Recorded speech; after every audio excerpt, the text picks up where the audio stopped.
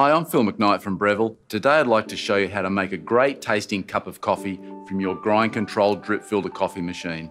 Coffee's just like any other food. Fresh is always best. Always buy quality, freshly roasted coffee.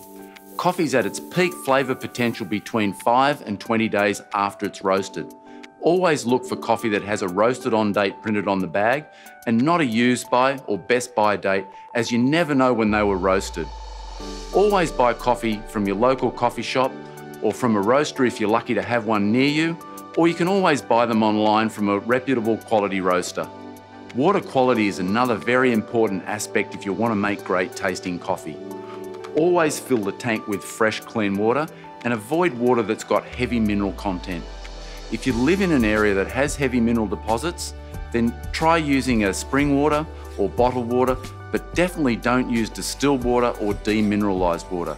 They'll affect the taste and also the way the electronics of the machine work. So I'm assuming you're using quality, freshly roasted coffee. The next most important thing is contact time. Contact time is the amount of time that the water stays in contact with the ground coffee, and this can have a dramatic effect on taste.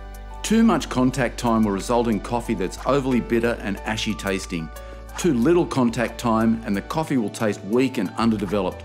In drip coffee makers, grind size usually determines contact time. This is what the ideal grind size should look like. It looks like beach sand. Too fine and it will look like this. Coffee ground for espresso. If it's too coarse, it will look like this. Sea salt. So depending on the origin, the age and degree of roast, you need to adjust the grind size. To do this, you'll need to grind a small amount of coffee into the filter basket and visually assess. If it doesn't look right, make a small adjustment coarser or finer until it's correct. So next you'll need to set the amount of coffee for the strength that you prefer.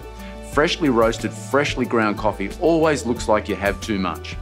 But if you're brewing a 12-cup carafe, you'll need to have around about 4 ounces of coffee or 95 grams of coffee. I recommend you start on strength setting 4. This should be a medium strength cup. If you like a stronger coffee, then increase the strength setting. Likewise, if you like a lighter tasting cup, then reduce the strength setting. So to make great tasting coffee, you need to set the grind size first. The grind size should look like coarse beach sand. It shouldn't look like rock salt or finely ground espresso coffee. If the coffee's still not tasting right, maybe you need to alter the strength. If the coffee's too strong, reduce the strength setting. If the coffee's too weak, then increase the strength setting. Also, you may want to try using a plain store-bought paper filter. This will give a more clean tasting cup as opposed to a more muddy cup that's delivered by the gold tone filter. So what if your coffee still doesn't taste right? Every origin and every blend are unique. They'll even taste very differently from roast to roast. That's the fascinating thing about coffee. So if you still can't achieve the taste you expect, you can use the calibration mode to reset the grind amount. You'll need a precision scale that can measure in 1 gram increments. Start by setting the grind size first, then place the empty filter basket on the scale and tare it. Place the filter basket back in the machine, select the calibration mode from the menu.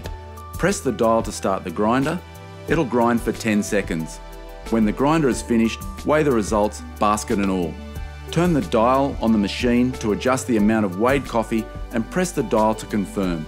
You can exit the calibration mode at any time by pressing the menu exit button.